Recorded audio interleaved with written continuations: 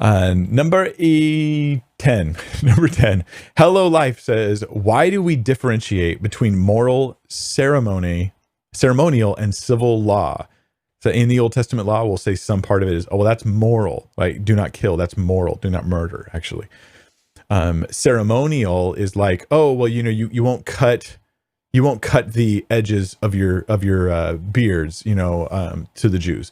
That's a ceremonial thing. Or it's about the sacrifices. You're going to offer 2 turtle doves if you're poor. You offer 2 turtle doves as part of your sacrifice.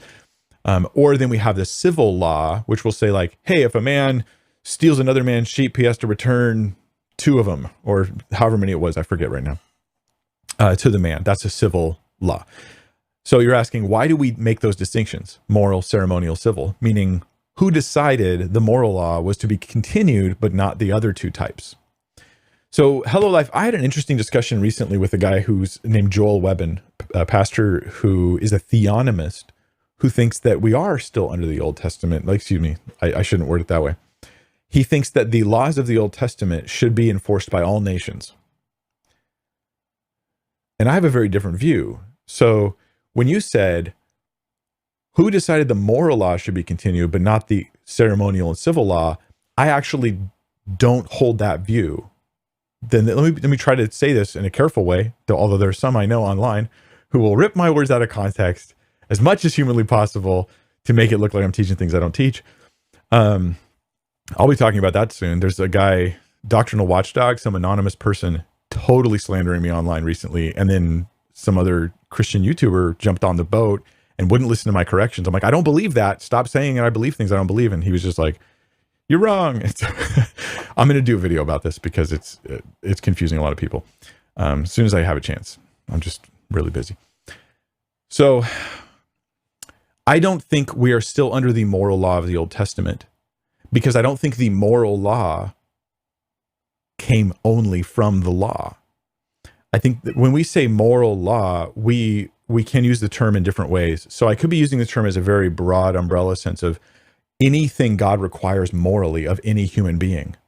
Now, some of that is written in the law of the Old Testament, right? Like don't murder, but don't murder didn't come from the 10 Commandments. Don't murder was a rule back when Cain killed Abel.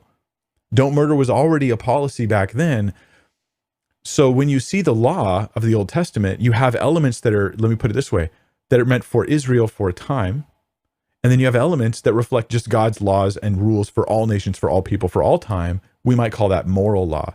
So I wouldn't say we're under the moral law of the Old Testament. And I'm going to say this, and I know some will not catch the nuance I'm trying to give here, but I'm going to try.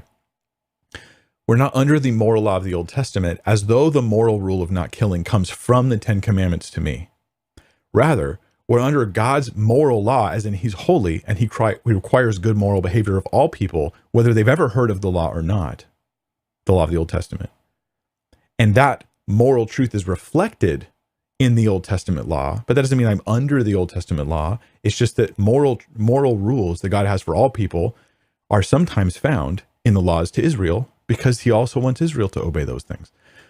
This is a way of saying, when I see a moral truth in the Old Testament law, I can say that's true for me as well, but not because it's written there. It's true for me. It's written there because it's true for all people of all time. Anyway, I know this is going to get lost on some people.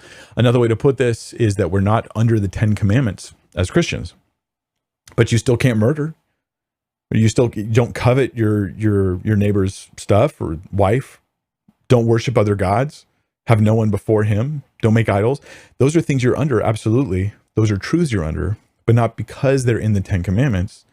They're in the 10 Commandments because they're truths God would have for anybody.